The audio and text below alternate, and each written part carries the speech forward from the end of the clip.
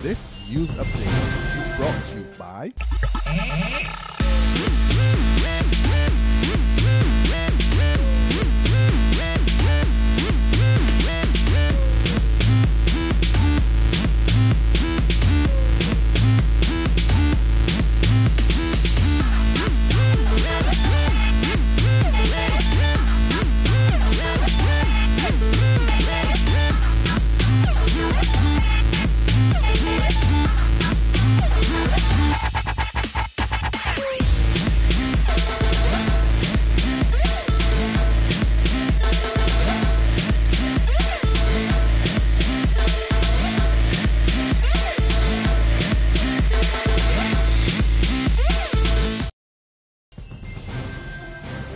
This is the 7 a.m. Barbados Today update for Wednesday, July the 30th, 2014. I'm Emmanuel Joseph. A pleasant good morning to you. We begin with news that veteran masquerade band leader and designer Betty West thinks there's too much nudity in Grand Kadooment and a lack of creativity. But while Minister of Culture Stephen Lashley agrees that there's room for improvement, he is suggesting that rather than talking about it every year, the experienced stakeholders should network and share the relevant information, techniques and style which will result in greater creativity in this aspect of the festival. Speaking yesterday during a tour of her band house at Welch's Christchurch by Lashley, West says Barbadian masqueraders could look beautiful without displaying hardly anything on the road every year. While police records show some 3,000 accidents so far this year, including 8 fatalities, the National Committee for the Prevention of Alcoholism and Drug Dependency has teamed up with the General Insurance Association of Barbados to try to put the brakes on reckless driving. The two entities are therefore urging Barbadians to avoid such driving, especially ahead of what's expected to be a hectic crop over weekend. Chairman of the Insurance Association's Public Relations Committee, Anton Lavelle, says Barbadians need to treat road safety and insurance seriously and not wait until a catastrophe occurs to take action. Vehicles are dangerous weapons and should be driven at all times by responsible and sober individuals. If under the influence, please do not get behind the wheel or seek the assistance of persons who were not drinking alcohol.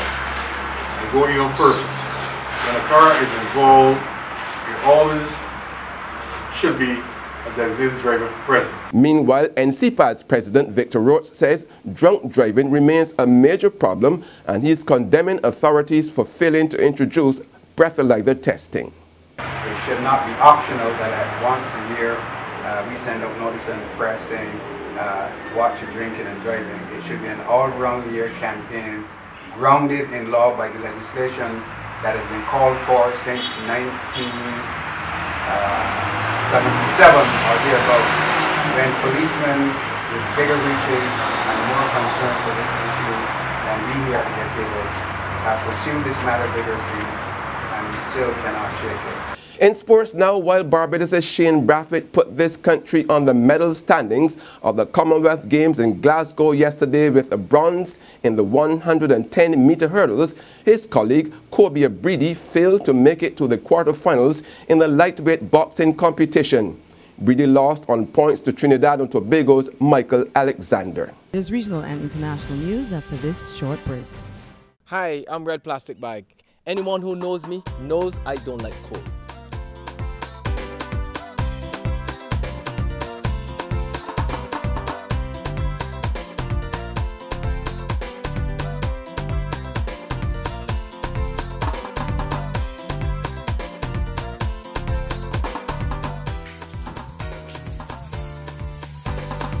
Sunshine reigns in my country. I love it. It's your sun power. In regional news, Jamaica's Independent Commission of Investigations, or INDECOM, signals its intention to be tough in going after members of the security forces who failed to cooperate with its investigators. However, following Monday's historical conviction of 8 police officers, INDECOM says it will be fair in its actions.